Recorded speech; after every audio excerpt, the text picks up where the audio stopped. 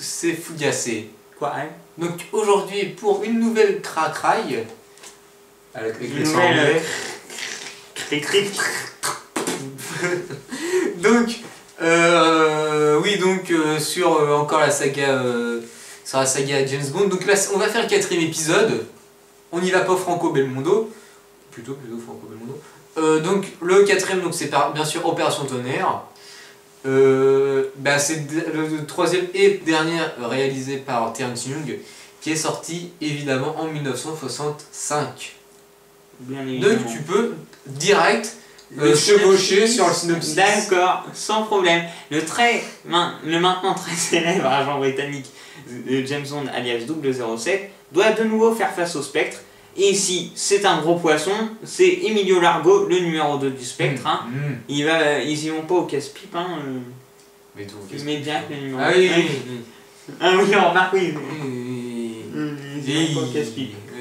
Et donc, si je puis m'exprimer sur le synopsis, le MI6 doit faire équipe avec la CIA pour localiser 2 bombes nucléaires et leurs détonateurs subtilisés par le Spectre à l'OTAN.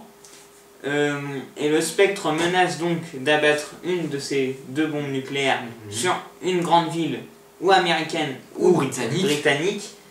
Et cela si 280 millions de dollars ne leur est pas donné. Mais bien sûr, les gouvernements, ils disent ok. Ils disent ok, on va vous les filer. Mais ils envoient leurs meilleurs agents sur le terrain pour localiser les bombes. Donc voilà, James Bond va devoir trouver les bombes, éviter de payer la rançon et sauver une grande ville du désastre nucléaire. Voilà, donc un nouveau défi pour James Bond, une semaine, Et sinon pour le Spectre aussi. Bah, le Spectre, attends. Ouais. T'es casse-bite toi quand tu dis. Ouais.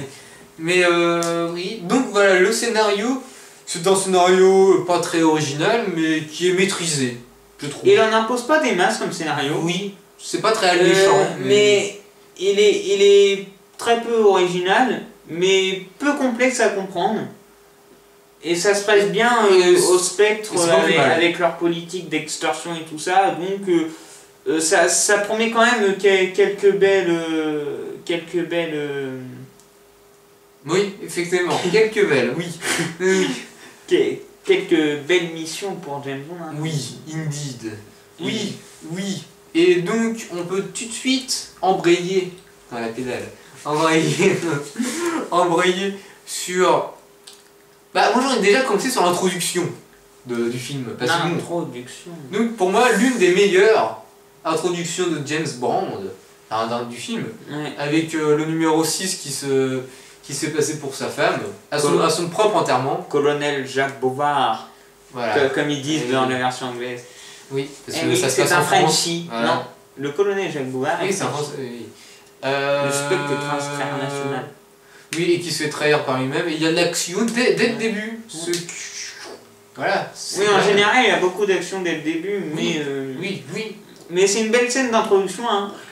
Directement un numéro du Spectre qui est expérimenté, il met en danger notre héros, donc on aime voir ça au cinéma. Bien évidemment, James Bond c'est un héros quasi invincible, on le sait tous, en général il sort de belles situations.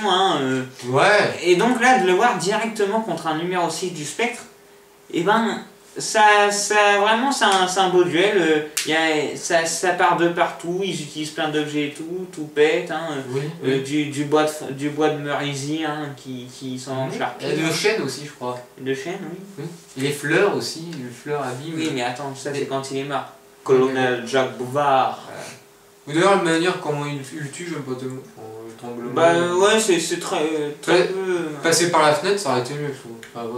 Et après, on voit le jetpack. Ça aurait été mieux, moi, je pense. Dans la cheminée, oui, après, on le voit dans le. On le voit partir avec son jetpack. Voilà, donc. Pour retrouver l'autre, là, comment elle s'appelle? Je sais pas. Elle a pas de nom. Non, je crois que. Non. Voilà, donc, voilà, et tout de suite. Après, tout de suite, ils nous mettent la musique. C'est pas Paula. C'est qui Paula? Paula, l'assistante, c'est pas elle. Non, je sais pas. Non, je pense pas. Et tout de suite, nous mettent la musique. Attention. Donc, pour nous mettre dans l'ambiance, vas-y, fais un petit peu la musique.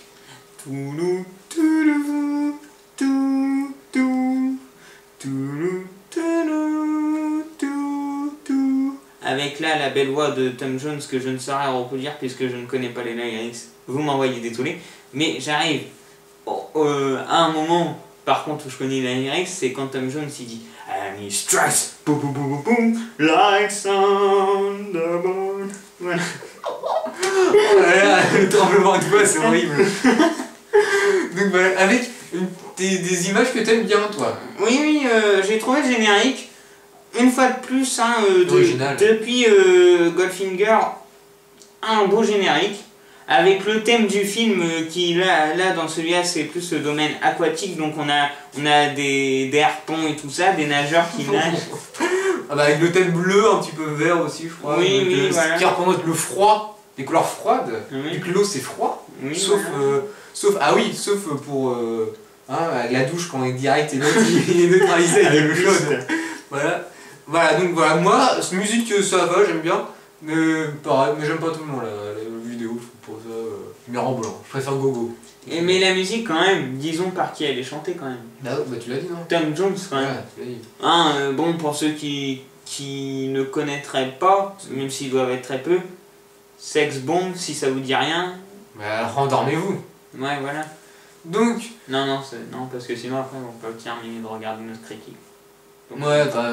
Ouais. Donc après on peut parler des personnages.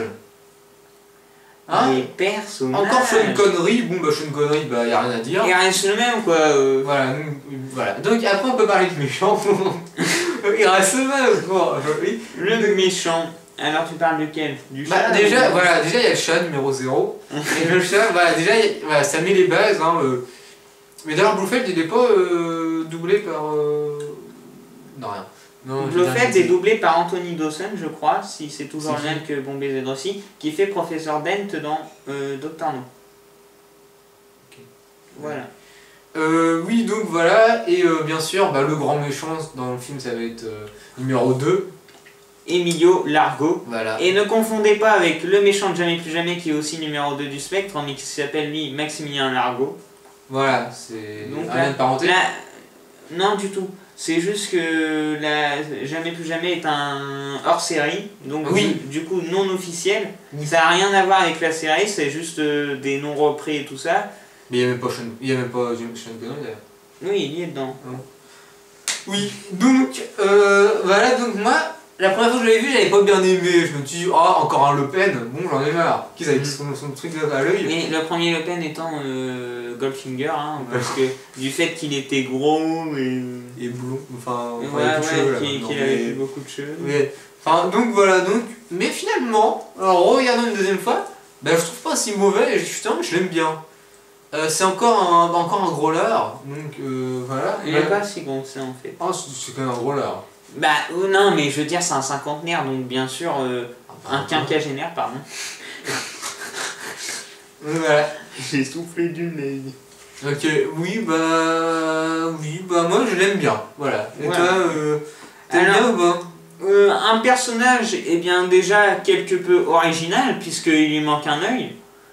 Il y a l'originalité. Oui, c'est original. C'est très vrai. Après, il est grisonnant, donc on se dit, mais le Spectre a des membres grisonnants. Alors qu'un membre du Spectre est censé de bien savoir se battre à main nue, savoir tuer de 1000 façons différentes. Donc, assez jeune, en gros. Donc en gros, quelque chose qu'on ne peut pas faire quand on a les cheveux grisonnants, quoi, et qu'on a de la bedaine. D'ailleurs, c'est ce que j'ai aimé, c'est que c'est le numéro 2, donc un des plus grands du set, et il va quand même sur le terrain, et c'est ça que j'ai trouvé bien, parce que souvent, il envoie des sbires. Il va sur le terrain comme pour chercher les bombes, enfin les détonateurs, il va lui-même le chercher. Et d'ailleurs, je trouve pas ça très crédible, personnellement, que le grand patron, le grand chef dise qu'il y aille lui-même, je trouve pas ça vraiment dans l'esprit. J'ai bien aimé, mais finalement, je trouve pas ça vraiment. Le Spectre n'aurait pas déjà été présenté avec Dr No, Rosa Klebb, Kronstein, hein. Enfin, bon, Kronstein, non, pas trop, mais. Et je pense que j'aurais été d'accord avec toi, ça n'aurait pas été crédible du tout. Mais Dr No, il est sur son île, il fait ses trucs radioactifs et il va se battre contre Bond. C'est un agent du Spectre. C'est obligé, enfin, ouais. Oui, mais c'est pas Non, pareil. mais je veux dire, il est sur le terrain quand même pour. Oui, non, d'accord, mais c'est son île en même temps, donc il est forcément sur le terrain. Ouais, non, mais je veux dire. Pareil, il aurait pu envoyer quelqu'un pour aller chercher. Rosa Klebb, quand elle a plus d'autres alternatives, elle va sur le terrain se battre contre James Bond dans Bundesliga aussi. Les agents du spectre les plus importants sont ceux envoyés en premier sur le terrain. Ouais, mais le coup du détonateur, il pouvait envoyer quelqu'un, il avait 60 000 personnes à côté de lui, il va chercher les détonateurs. Oui, mais il est près de chez lui, il est à Palmyra, aux Bahamas, donc bon. Enfin bon. Il est à côté de chez lui, quoi, il connaît ça comme sa cloche. Voilà, donc, voilà, on va arrêter avec sur un milieu. Donc, après, il y a qui James Bond Girl. Je voulais terminer quand même un peu expliquer le personnage qui était. Le personnage, il faut quand même expliquer que c'est un personnage dont, en fait, au début, on trouve que c'est un mauvais méchant, mais au final, bon, il est riche, il a même des requins, une grande propriété. Voilà, ça j'aimais dans sa piscine des requins, j'ai trouvé ça original. Et au final, oui, c'est plutôt original parce que James Bond et les requins, c'est une grande histoire. Et autour de ce personnage-là, au final, on trouvera ce personnage quelque peu original. Hein. Et attachant. Il y a un soupçon d'originalité et puis on... Oui, ça c'est original quand même. C'est un bon méchant qui est assez crédible, moi, au final, je trouve. Ouais. Et ouais. Donc voilà, après la James Bond Girl, enfin, il y en a plusieurs, non? Comme dans chaque James Bond, mais là, dedans, il y a Fiona. Il y a une Fiona, oui. Oui. Et on n'a pas dit aussi l'acteur pour Emilio. Vas-y. Bien sûr, c'est Adolfo Celi. Voilà, donc Fiona. Fiona Wolf, jouée par Luciana Paluzzi. Ouais, donc pas mal, non? C'est une femme fatale, hein, elle est méchante, elle fait partie du spectre. Voilà. Elle est comprise dans beaucoup de scènes d'action. Elle est orgueilleuse. C'est un peu un James Bond en méchant, hein, en féminin. Parce que c'est vraiment un duel d'orgueil qui s'oppose entre les deux dans une scène verbale. Je pense à l'hôtel où ils s'échangent des mots assez rudes. Hein, oui, c'est rude, c'est quand même. Ça envoie sec. Hein. Donc, bon personnage, bonne actrice, hein, le casting, on peut pas s'en plaindre. Hein, Ouais, je suis d'accord avec toi. Il y en a une autre, l'autre, la française, non, j'ai vu. Claudine Auger. Ouais. Oui, bah voilà. Claudine Auger qui a été ancienne Miss France, hein, oui. Et qui donc... Bah oui, le bilan. Ouais, enfin, je me rappelle plus. On sait qu'elle a un grain de beauté sur la cuisse gauche. Deux. Deux? Oui, deux, je crois. Non. Je crois qu'il y en a deux. Donc voilà, donc aussi les acteurs, on peut parler de Vargas. Rien à dire sur non, rien. Vargas, que moi par contre j'ai à dire.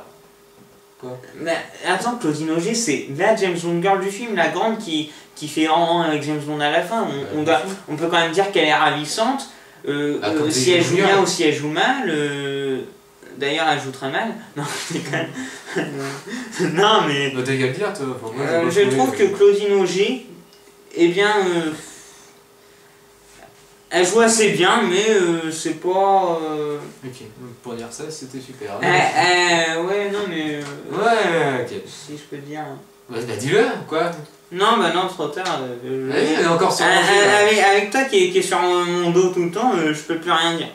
Quoi, c'est pas de ma faute si je te grimpe sur le doigt à chaque fois. Ouais, vas-y, on passe avec. Avec Vargas. Notre favori, Vargas. C'est notre favori. C'est vrai que. Le chou, enfin. Pas à peu près chou, mais il est vraiment super. Moi, je trouve très charismatique.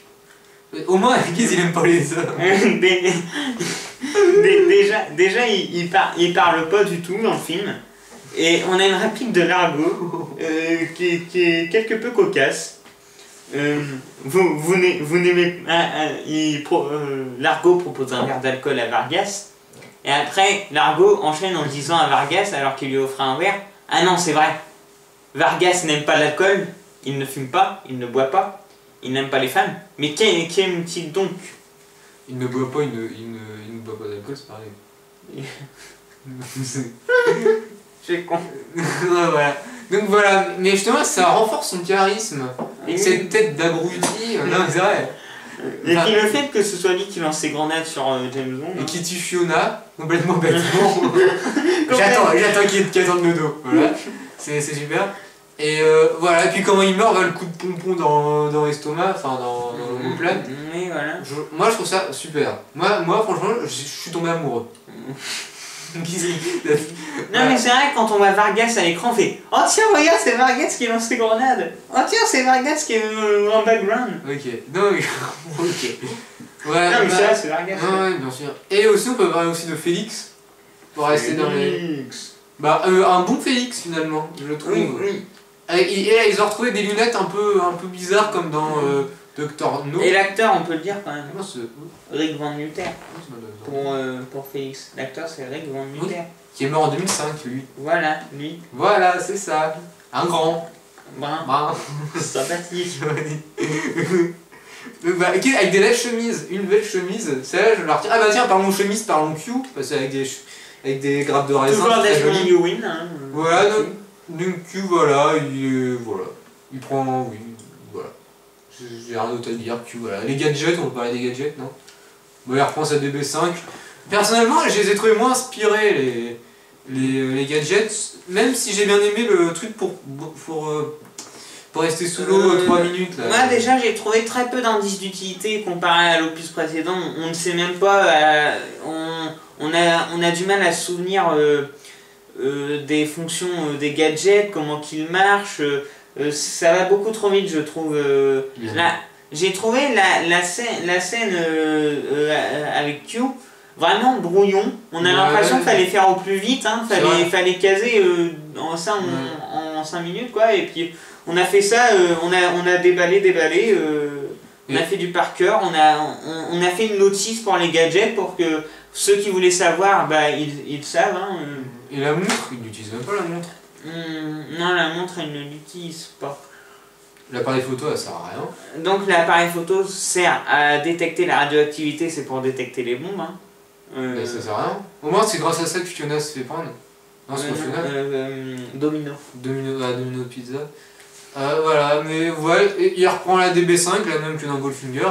Vous la voyez très peu, mais voilà. Les gadgets, moi les gadgets, j'ai pas été surpris, donc j'ai pas vraiment... Il y a aussi son petit tube à oxygène qui dure 4 minutes. C'est le seul que j'ai trouvé bien.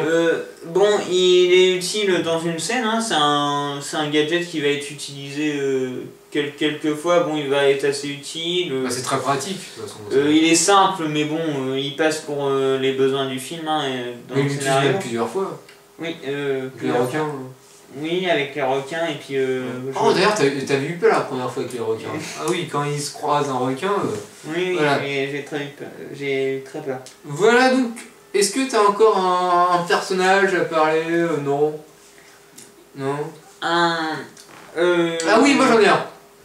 Un qui a pas un rôle très important, enfin, mais je trouve pas mal, j'ai trouvé pas mal de... Enfin, c'est la momie, enfin, c'est... Ah, Monsieur Angelo. Voilà, j'ai trouvé pas mal de coups du Monsieur Angelo qui se fait de la chirurgie comme 13. Et pendant 2 ans, il... Oui. Enfin, oui, c'est... J'ai trouvé pas mal. Puis après, il change de personnage, tout ça. C'est plus un personnage faire-valoir, hein, pour montrer que Largo est un danger public qui ne laisserait rien traîner au hasard, puisque Largo va profiter que Angelo soit coincé pour lui couper son tube à oxygène dans l'eau, donc évidemment l'autre l'abruti se noie, et puis il avait pas prévu ça. Ouais. Mais donc voilà, mais niveau personnage, hein, le casting il est pas mal. Il est pas mal. Oui, il est pas mal. Oui, la momie j'ai bien aimé, j'ai trouvé ça original. Donc, on peut parler... je sais pas, de quoi. Enfin moi, l'action, on n'en a pas parlé de l'action. L'action, on n'en a pas parlé. Donc l'action, on en a de l'intro, une action que j'ai bien aimée. On a peut-être parlé. Non, je crois pas. Non, on n'a pas parlé de l'intro. Non. Oui, l'intro, oui, on en a parlé l'intro. De l'intro, mais pas des autres actions. Voilà. Donc après, il y a de l'action, le coup des requins, j'ai bien aimé, quand ils sont dans les requins, c'est quand même de l'action. Et enfin, dans la piscine de l'autre, là, Angelo. Et l'action, moi j'ai bien aimé, surtout la bataille, enfin, pas la bataille de... la bataille, la baston collective, comme on dit, la bataille épique. La bataille épique entre la CIA, c'est ça, non? La CIA. Et les SBI. Central Intelligence Agency. Voilà. Tu savais pas, hein? Non. Tu savais pas? Non. Et donc, moi, bah, elle est vraiment pas mal. Hein. Elle est sous-marine, bien sûr, mais elle est aquatique, hein. Elle reste quand même elle garde quand même son dynamisme de bataille. Chose qui est. Bah, qui est. Ouais, c'est pas aussi facile que ça à faire. Et voilà, donc, bah, c'est original. Et puis. Voilà, ça garde de l'originalité grâce d'ailleurs à ça. Et puis je pense que c'est quelque chose. Déjà, il y a, sur le fond de la bataille, il y a une musique. Qui entraîne assez du suspense, on arrive à mettre le spectateur en haleine, hein, parce qu'il y a des combats au corps à corps, des masques de retirés, de l'oxygène de coupé, donc du coup nous on visionne comme ça, comme si on était dans l'eau, et puis on fait pour que je remonte, j'ai plus d'oxygène. Non, pas quand même à ce point là, mais on est vraiment on est captivé sur notre fauteuil, et je trouve que c'est bien, c'est original déjà d'avoir mis une bataille sous-marine. C'est ce qu'il y a de plus original dans le film, je pense. Je pense aussi. C'est quelque chose qui est pas très. Enfin, il fallait le faire quand même. C'est à qui ça coûte de l'argent de faire un truc sous-marin. Et je pense que c'était la partie sur laquelle on misait le plus niveau action, c'était surtout cette bataille-là. Bien sûr. Ouais. Le reste, bon, c'est sympa à voir, mais. Après, il y a aussi la bataille contre Le Pen. Enfin, contre l'autre. Oui. Bah, la mort. Le Pen. Le Pen. Oui, Emilio Largo. Oui, ça, Emilio. T'as dit Angelo. Non, Emilio, oui. C'est tout que termine par O, Domino, machin. Non, Domino, en fait, c'est le surnom de Domino. Oui, bien sûr. Mais Emilio, vu la façon qu'il meurt, j'ai pas trouvé ça. J'ai trouvé ça nanardesque.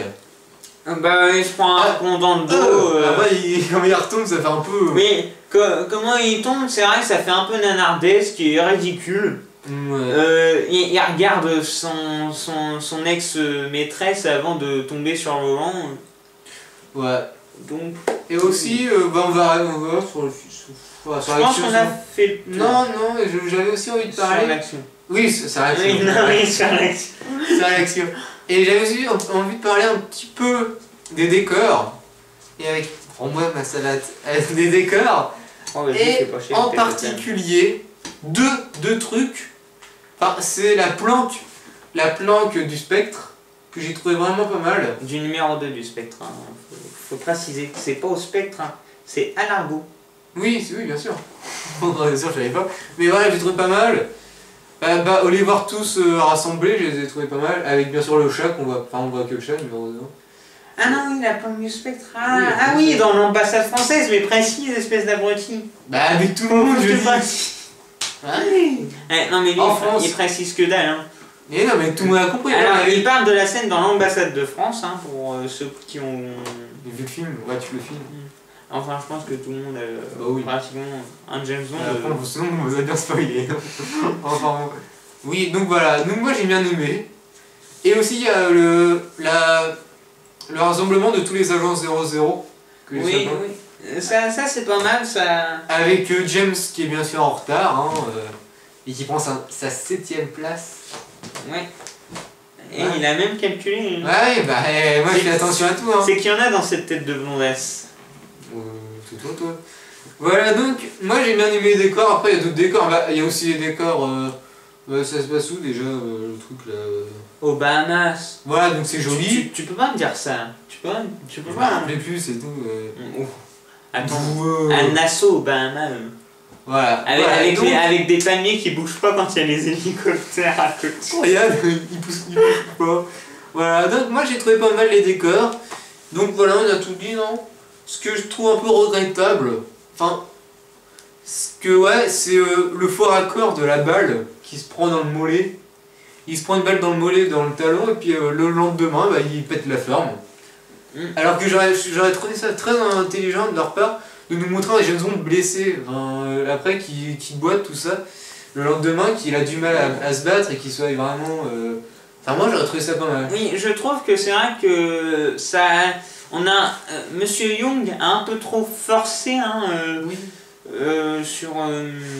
sur l'effet du James Bond invincible. Hein. Ouais. Et là je pense que ça fait exagérer. Et que oui, je suis d'accord avec toi, c'est un petit moins du film. Le fait que James Bond bien qu'il se soit pris une balle, et n'en ait pas d'effet secondaire. Ouais. Moi j'aurais trouvé ça très intéressant de voir un James Bond mal en point. Mais je pense que Terence Young est plus occupé à virer toute son équipe quand il y a une actrice qui tourne à moitié à Walper. Ah bien sûr, il n'y a plus personne. Même sauf Terence Young, lui il reste. Il a la caméra. Voilà. Très respectueux avec Donc, son équipe féminine. On va peut-être se laisser là, je pense qu'on a fait tout le tour. Je pense donc, aussi. Pour conclure, voilà, c'est un vraiment bon épisode. Le meilleur avec le spectre, hein, à mon avis. Il y a l'action, il y a le sexe. Et il y a Terence. La conclusion pourrie. Voilà, donc voilà. Attends, avec Domino, Sex on the Beach, quoi. Ouais. Mais j'ai trouvé bien, voilà. Avec des petits points négatifs, les gadgets ils servent pas à grand chose. Oui, voilà, oui. Moi je suis assez d'accord sur Quarel, sur tout l'ensemble des petits moins qui. J'ai tellement manipulé par ma personne que. Voilà. Je suis d'accord avec Fougas. Sur tout ce qu'il a dit. Bah, bien sûr, de toute façon. Pour les petits moins, bien sûr. Pour les petits moins. Ouais, mais ouais. Bah, le coup de la balle, voilà. Moi, je trouve ça. Même les gadgets, je sais pas. Moi j'ai trouvé la scène brouillon. Ouais, elle est brouillonne. Je préfère répéter encore une fois, scène brouillon. Brouillonne. T'es trop con. C'est une scène brouillonne, mais après, voilà. Vraiment, on voit Q dans sa belle chemise avec des grappes de raisin. Voilà, d'accord. Voilà. Donc, on va se laisser là. Donc, et on voit plein d'air. Vraiment bon épisode. Toi, tu mettrais peut-être dans ton top 5, peut-être. Oui, honnêtement, un James Bond, c'est extrêmement difficile à classer. Donc, on va, par préférence, Opération Tonnerre, c'est le second préféré à moi. Le second préféré à toi. À moi. Voilà, donc moi je sais pas. Voilà. Oui, moi il est dans mon top 10, je pense. Mais bon, c'est sûr. Et pas dans le top 8 ? Ah, peut-être dans le top 8. Ça va bien, hein. J'ai la première place du top 8. Ça va bien. Voilà, donc, voilà pour qu'on finisse. Voilà, voilà. Un très bien, très bon. Chose qui n'était pas facile après un Goldfinger, d'avoir un bon niveau. Ouais, de rester dans la lignée, hein, Enfin, je pense que Goldfinger a quand même servi à maintenir la qualité des films avec... Je pense qu'ils ont atteint un sommet avec Goldfinger. Voilà. Et ils ont réussi à maintenir une courbe assez haute avec... Un petit peu plus basse, mais c'est ça qui est difficile, c'est bien, c'est de monter petit à petit, mais après quand tu montes direct, après ça a tendance à descendre. Hein. C'est ça le problème quand on a une courbe en us. Voilà, une courbe en us, et